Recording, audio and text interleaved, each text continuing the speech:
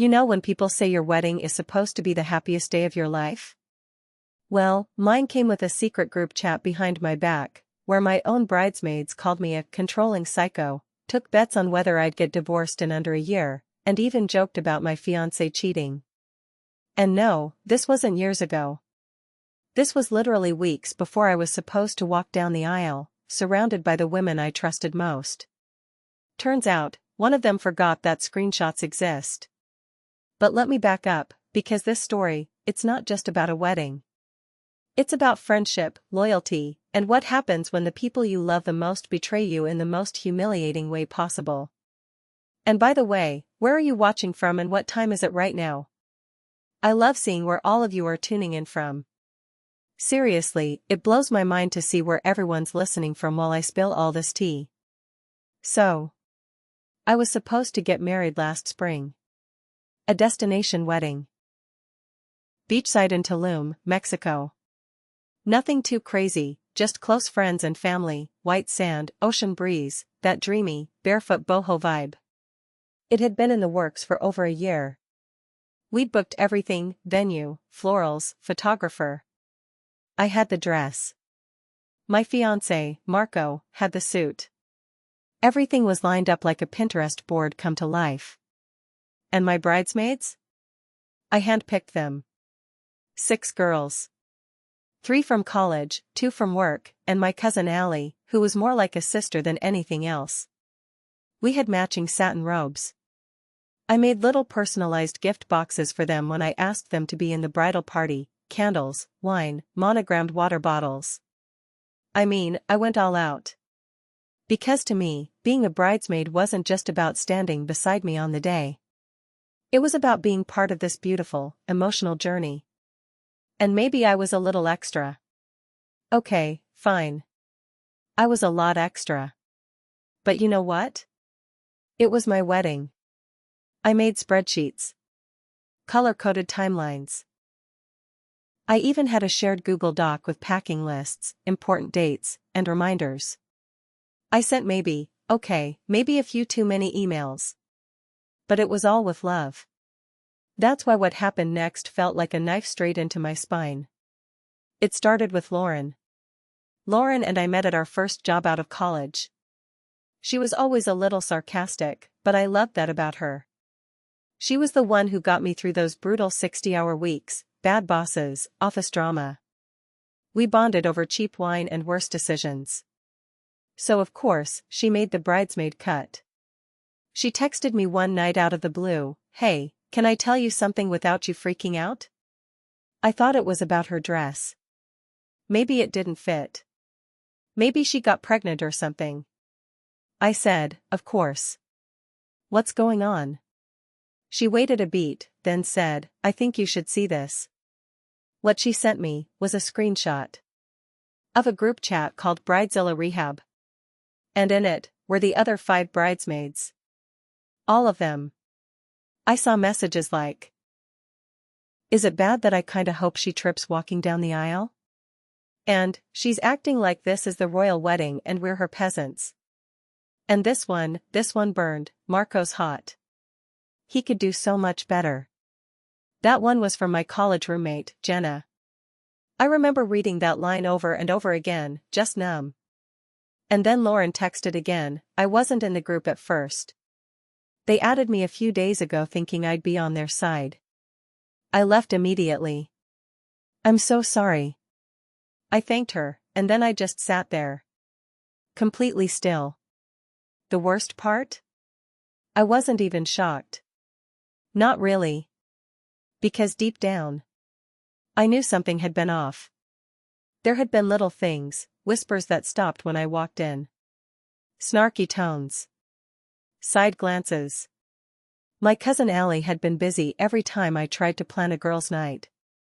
Jenna had been late for our last Zoom call and looked like she couldn't be bothered. But I brushed it off. Told myself I was overthinking it. That I was being paranoid. Turns out, my gut was screaming the whole time, and I just wasn't listening. I stayed up that entire night rereading those screenshots. Lauren had sent more. She'd screen recorded her scrolling through the entire thread. There were hundreds of messages. Weeks worth. Them mocking my ideas. Making fun of how I worded the itinerary. Laughing about how I was obsessed with making everything a moment. Even calling my family cringe because my dad cried during our engagement toast. But the thing that absolutely broke me?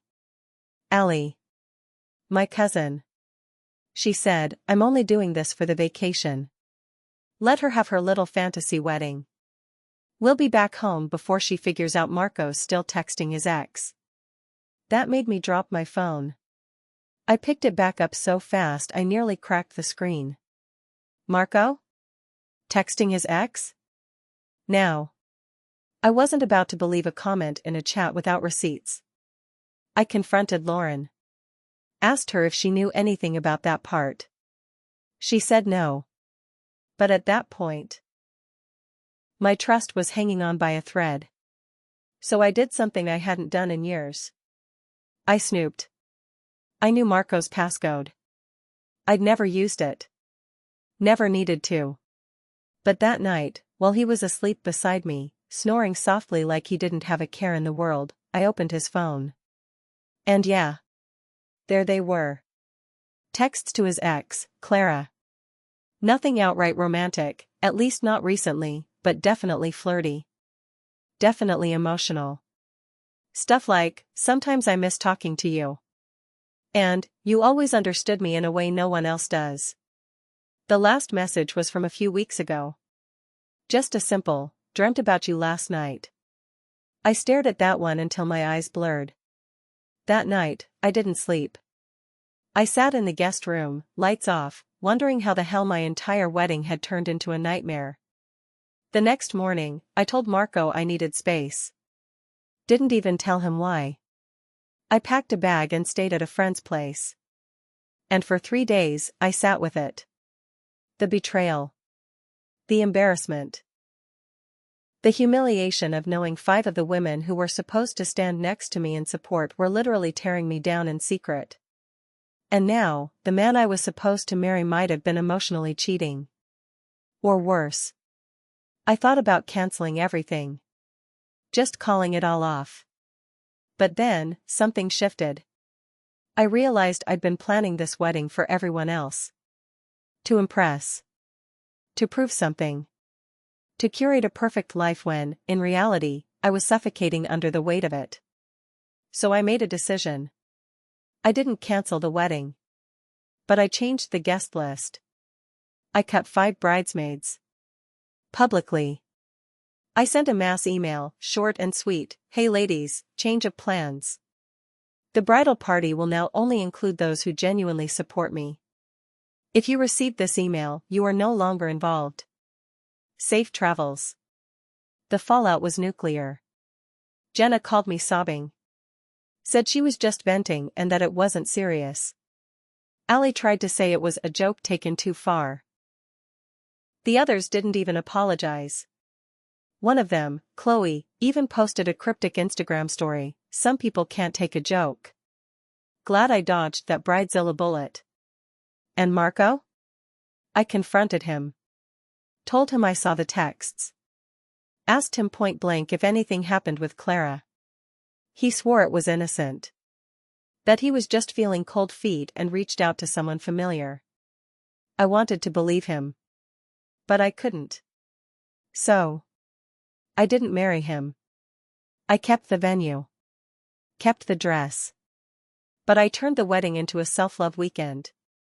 I flew out with Lauren, 2 other close friends, and my mom.